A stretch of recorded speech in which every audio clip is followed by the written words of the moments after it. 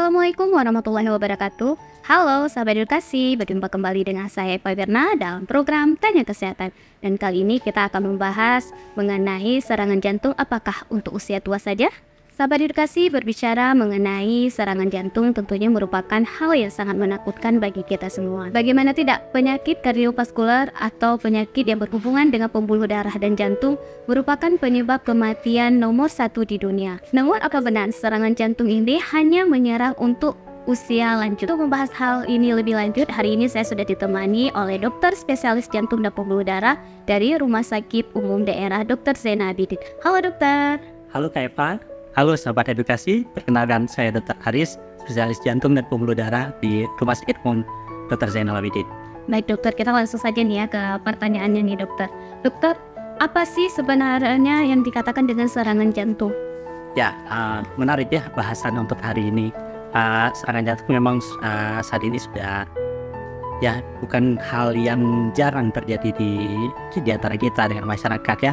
Jadi yang dikatakan serangan jantung itu adalah ketika darah manusia itu kan jantung bertugas untuk memompa ke seluruh tubuh ya, untuk ke otak, ke ginjal, ke hati, hingga ke kulit kita dan lain sebagainya. Tentu untuk jantung ini bisa bekerja, dia juga butuh support supaya dia bisa bekerja dengan optimal. Dalam artian dia juga membutuhkan aliran darah supaya dia bisa bekerja. Nah, pada saat terjadi serangan jantung, pembuluh darah yang memberikan makanan untuk otot jantung itu bisa bekerja, itu terjadi sumbatan tiba-tiba sehingga tidak ada aliran pada pembuluh darah tersebut, sehingga pada area yang seharusnya otot jantung itu mendapat makanan dengan baik supaya dia bisa bekerja memompa dengan baik, jadi terhambat. Nah, pada saat itulah dikatakan sebagai serangan jantung. Mungkin orang juga lebih dikenal dengan penyakit jantung koroner ya. Nah dokter, apa benar nih serangan jantung ini hanya menyerang untuk usia lanjut atau usia senior-senior nih dokter? Nah, penyakit jantung itu kan banyak sekali jenisnya ya. Ada penyakit jantung bawaan, ada penyakit jantung aritmia ataupun yang bermasalah dengan listrik jantung, ada yang disebut dengan gagal jantung, dan ada beberapa hal yang lain terkait penyakit jantung.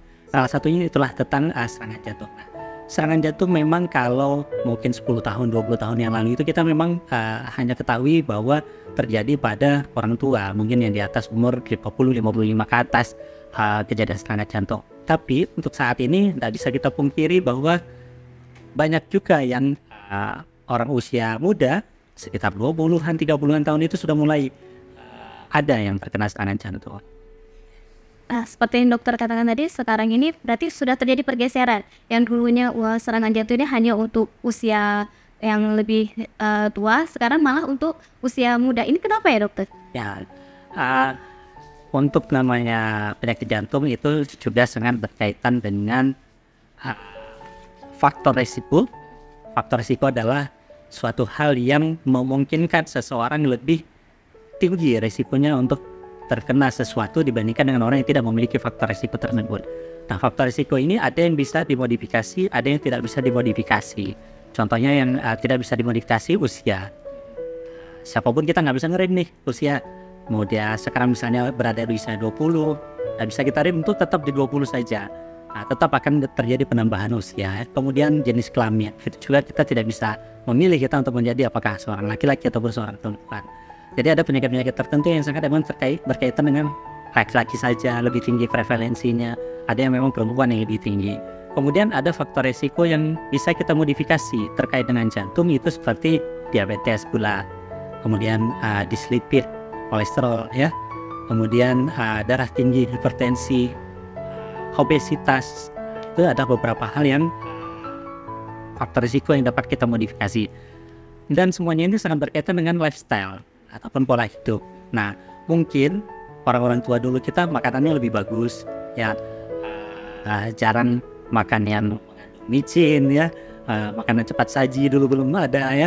Kemudian mereka aktivitasnya juga masih tinggi, kemana-mana naik sepeda, bertani dan lain sebagainya. Tapi sekarang ini kan pergeseran pola hidup tuh mulai terjadi ya, di mana pola istirahat mungkin kurang, kegiatan olahraga juga nggak sebanding dengan asupan yang kita makan.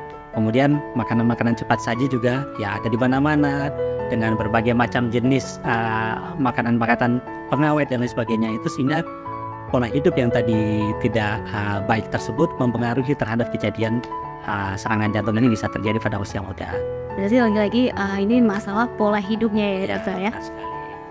Nah dokter, ini gejala, mungkin ada gejala nggak seseorang itu akan terkena serangan jantung atau ada tanda-tanda gitu?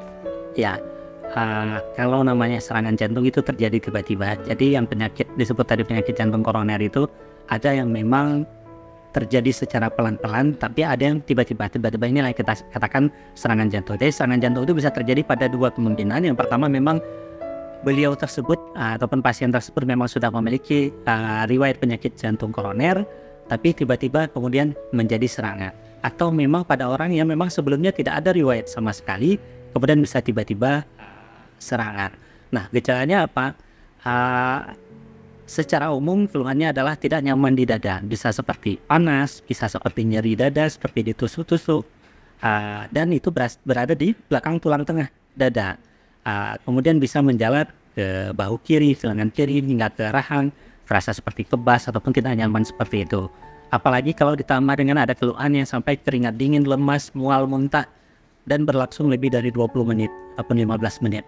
Nah, itu suatu gejala yang khas untuk terjadi suatu serangan jantung. Jadi kalau ada keluhan seperti itu, ya untuk segeralah untuk dilakukan pemeriksaan. Nah, tadi kan dokter sebutkan salah satu ininya nyeri dada ya. Ini bagaimana nih dokter? Mungkin sahabat pasti sulit ini untuk membedakan nyeri dada yang biasa dengan nyeri dada karena serangan jantung. Ya, bagus sekali pertanyaannya, karena memang nyeri dada itu banyak sekali penyebabnya. Bisa karena misalnya otot dada saja. Bisa juga karena misalnya ada infeksi di pembungkus paru ya.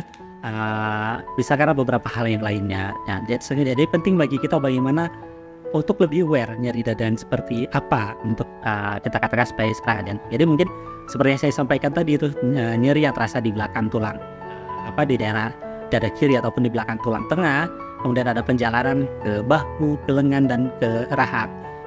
Kemudian yang paling khas juga adalah kalau misalnya seseorang bisa mengatakan nyeri sekali dok, nunjuk dia satu titik, kemungkinan itu lebih ke tidak penyakit jantung. Tapi kalau karena serangan jantung itu lebih ke nyerinya agak susah dia melokalisir di mana posisi satu titiknya, lebih ke area sini dok.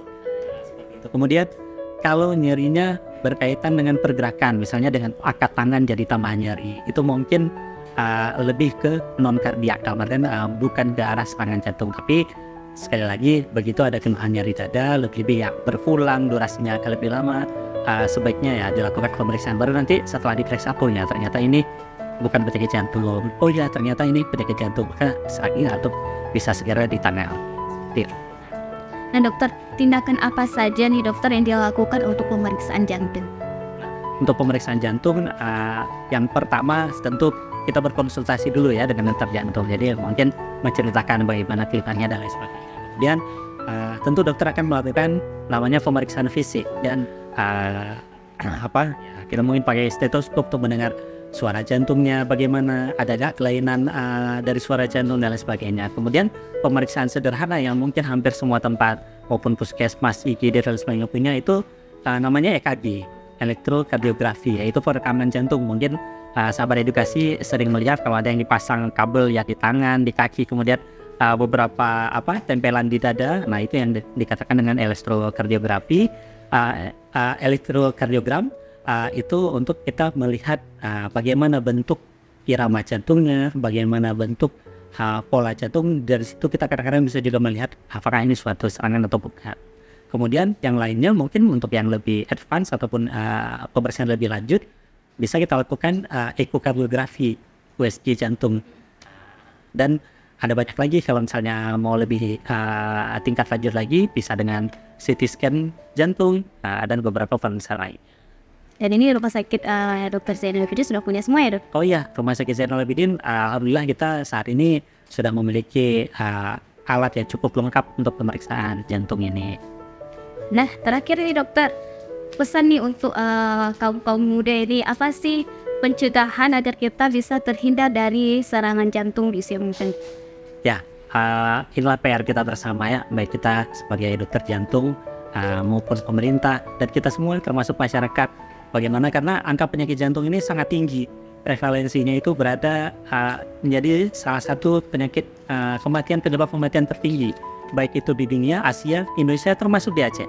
Jadi memang ini harus menjadi concern kita bersama ya, bagaimana supaya mencegah penyakit jantung. Nah, cara pencegahan tentu yang pertama modifikasi pola hidup.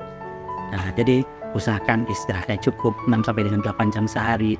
Kemudian konsumsi rendah garam, jangan sampai garam lebih dari 2 gram per hari penggunaannya. Kemudian bagaimana diet yang baik ya, makan rendah lemak, hindari yang mungkin bagi orang yang memang belum serangan jantung dan usia mungkin lebih muda, tidak harus pantang total terhadap kolesterol ataupun lemak ya, tapi agak dibatasin lah, apa itu misalnya mengandung santan, mengandung minyak, daging dan lain sebagainya ya. Kemudian tentu olahraganya juga menjadi poin penting untuk kesehatan. Bagi jantung kita sangat menyarankan untuk olahraga ini dilakukan 3 sampai dengan 5 kali dalam 1 minggu dengan durasi cukup 30 menit sampai dengan 1 jam. Jadi itu lebih baik kita lakukan seperti itu daripada misalnya hari ini kita punya waktu 4 jam untuk berolahraga, kemudian baru 1 atau 2 bulan kemudian kita lakukan. Jadi lebih baik 30 menit saja, tapi ya kurang lebih 2 hari sekali kita lakukan, itu lebih baik. Baik dokter, terima kasih banyak ya Dokter Aris atas waktunya yang sudah mengedukasi sahabat edukasi dan juga saya hari ini. Semoga kita semua bisa selalu sehat ya dokter. Ya, terima kasih juga atas kesempatan waktunya, mudah-mudahan bisa memberi manfaat pada orang banyak. Sahabat edukasi, sekarang kita sudah lebih mengenal serangan jantung. Jika sahabat edukasi mengalami keluhan seperti yang disebutkan oleh dokter tadi, atau mungkin ingin mendeteksi dini kesehatan jantungnya, bisa langsung datang ke Poliklinik Jantung Rumah Sakit Umum Daerah Dr. Zena Abidin. Akhirnya saya Eva Wirna dan saya Dr. Aris. Mohon undur diri. Sampai jumpa di episode kesehatan lainnya. Assalamualaikum warahmatullahi wabarakatuh. Salam sehat, salam edukasi.